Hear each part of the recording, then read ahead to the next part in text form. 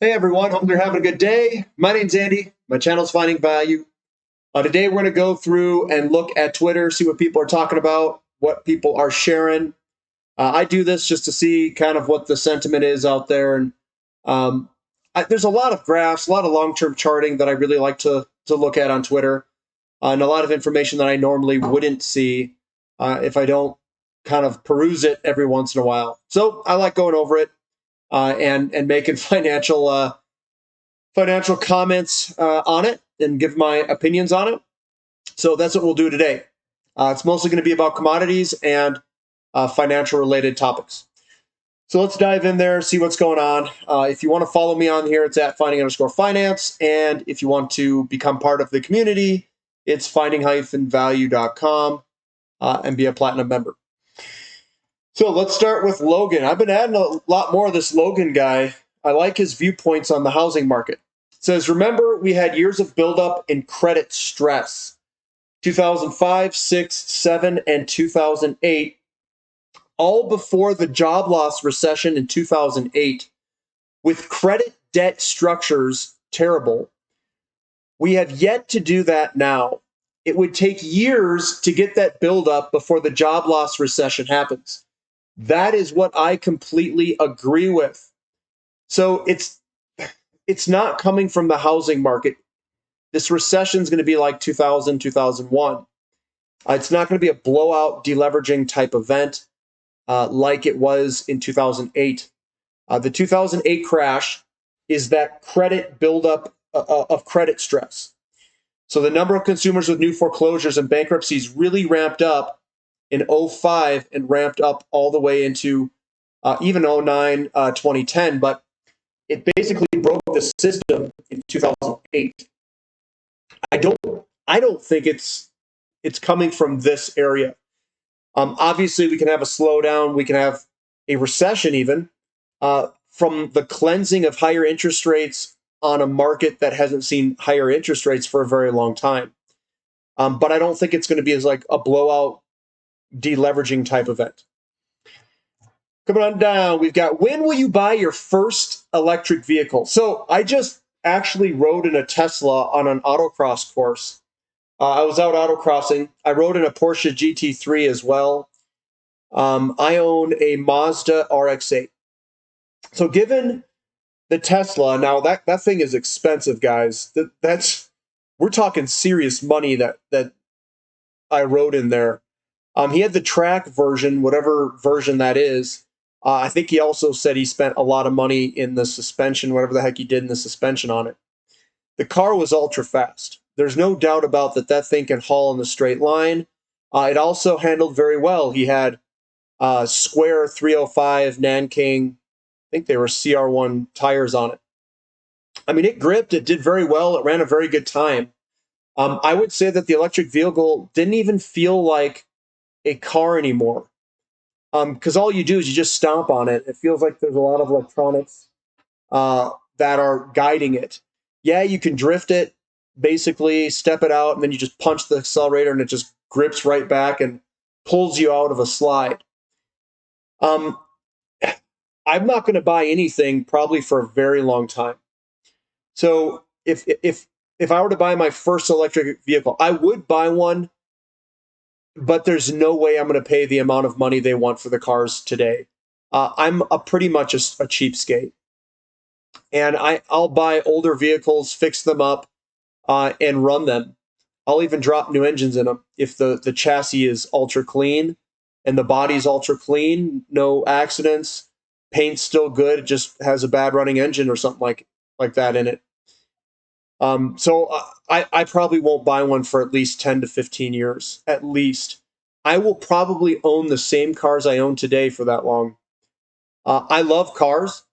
The next car, if I were to buy one, it would be an RX-8 with probably high mileage, and I would drop a V8 into it, and or a 13B REW, which came in the RX-7 engine, the RX-7s.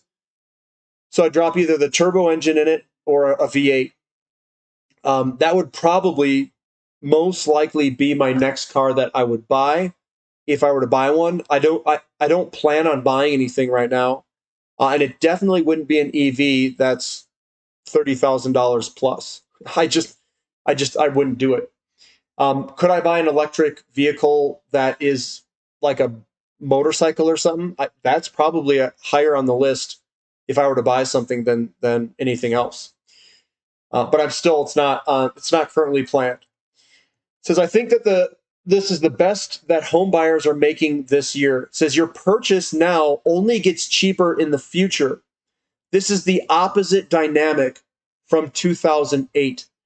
The take is you'll be able to get a 3% 30-year mortgage again in the next 5 years. That is a possibility, guys. And the play here maybe is to buy the house where it might actually be cheaper to buy it now with higher interest rates, and people are not able to afford it, get it, refinance it at a lower rate in the future. And if the rates drop, I bet you there's going to be a run to buy housing. There's going to be another bidding wars if rates get back down to 3%. We'll see, though. He says, this was one of the biggest mistakes I've seen since 2008. From 2012 to 2019, people said population growth slowly would lead to a cradle to the grave housing collapse. Problem is, the median age is 36 for a first-time homebuyer. If this is 39, it'd be 38, 37, 36.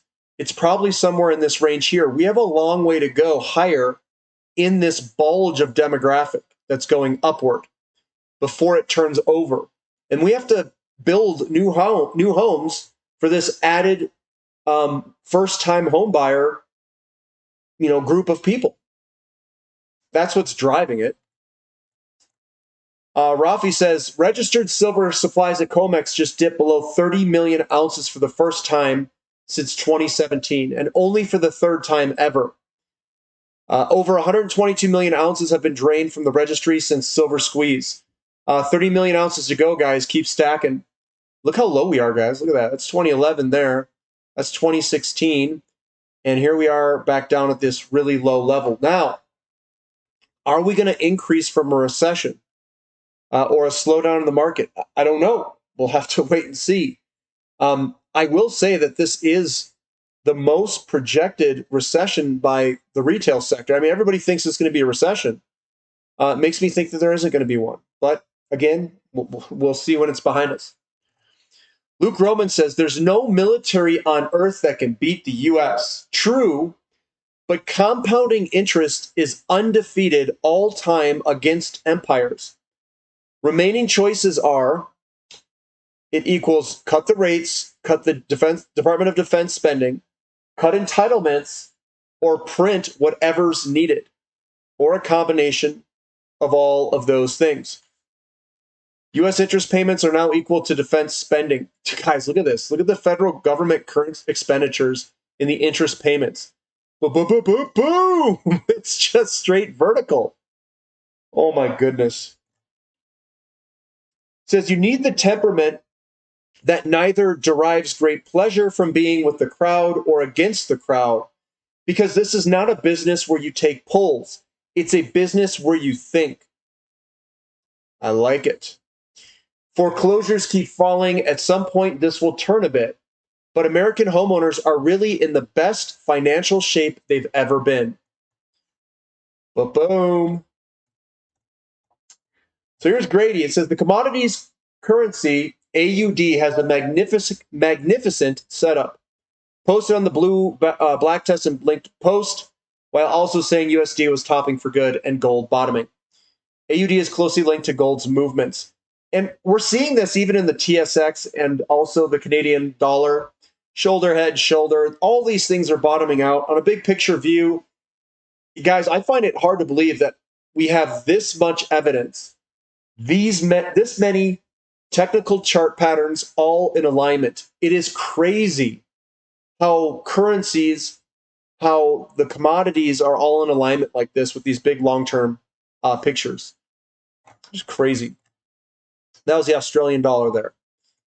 Here's this guy. He says 67% of active mortgages in the United States are below 4%.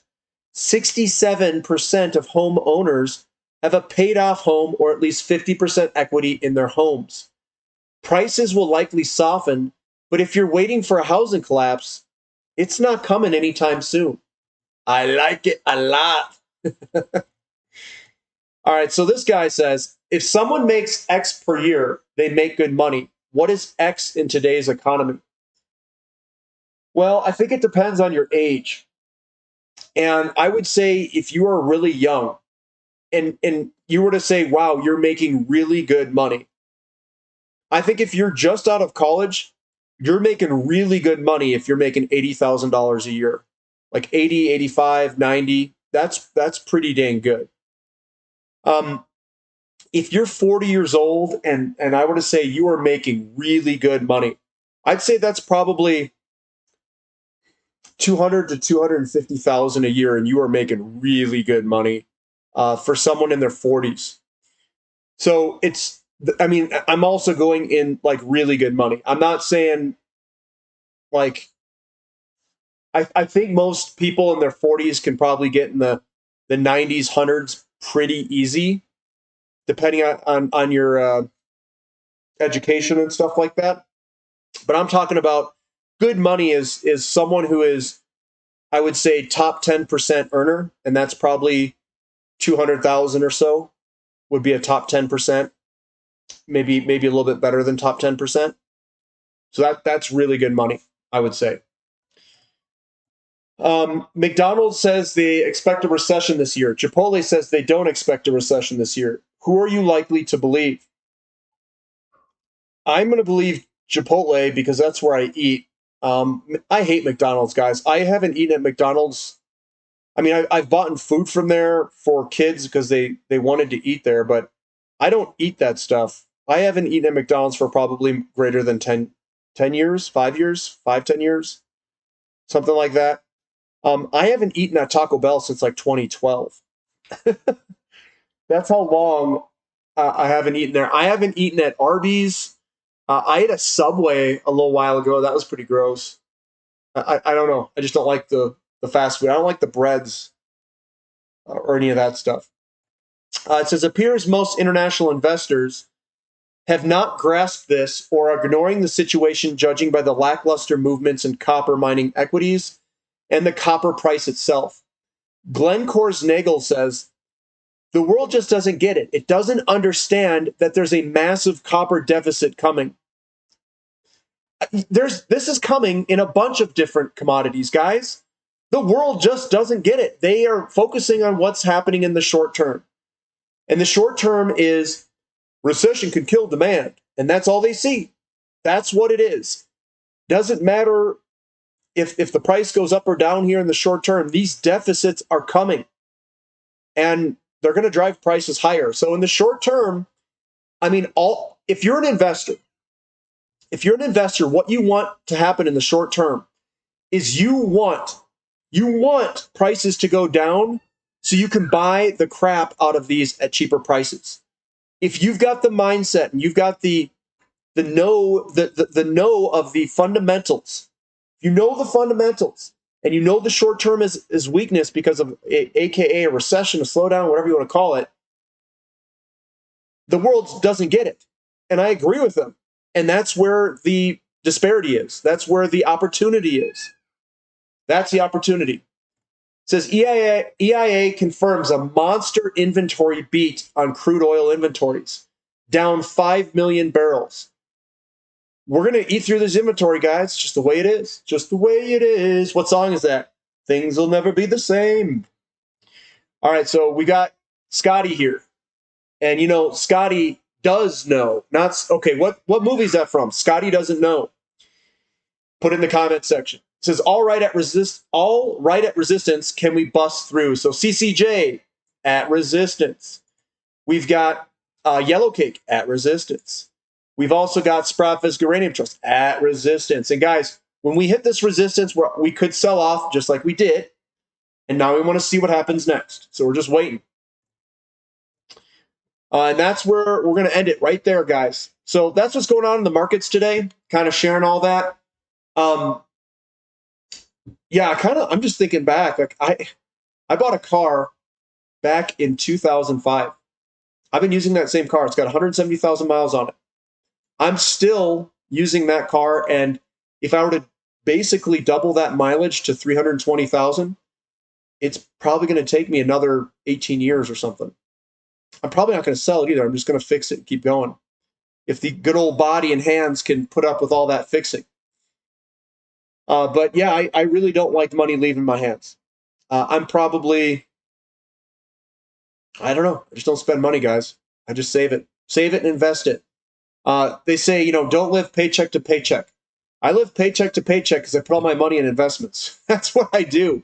I just pump it in, pump it in, pump it in, just keep pumping it in.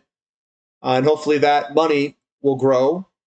And I don't have to worry about working and all that stuff. I can do whatever I want in the time that I have. I will say having kids is very expensive, especially if they have to go to the emergency room. They cost a lot of money. And if you have to go to the emergency room because they get sick and they can't breathe or something like that, I have twins that were premature and they've had breathing problems. They're 5 years old right now, but you spend a lot of money on that. That's all I'm going to say. A lot of money. So there's a long time that I couldn't save as much money because the kids were struggling and I had to pay a lot of expenses year after year after year after year. But hopefully that is going to be behind us soon because they're getting older, save more money, and fast track the retirement route quicker than hopefully than the last 5 years, more investments. But that's what I've got for today, guys. Hopefully you guys are enjoying this. Hopefully you're sitting tight watching the markets and just laughing at this volatility here. I know it's tough to stomach some of these moves. I don't know what it is. I'm kind of disconnected from it to some extent. Like my emotions are disconnected from the price movements. I've somehow figured out how to do that. But right now I'm just enjoying the ride, guys. Whether it's up or down, I'll buy more if it goes down. I'm pretty strong in my beliefs in the fundamentals. So the hybrid is strong in me. But thumb up for the content, subscribe to the channel, subscribe to the website. Love to see you guys there. And we'll catch you next time. This is Finding Value.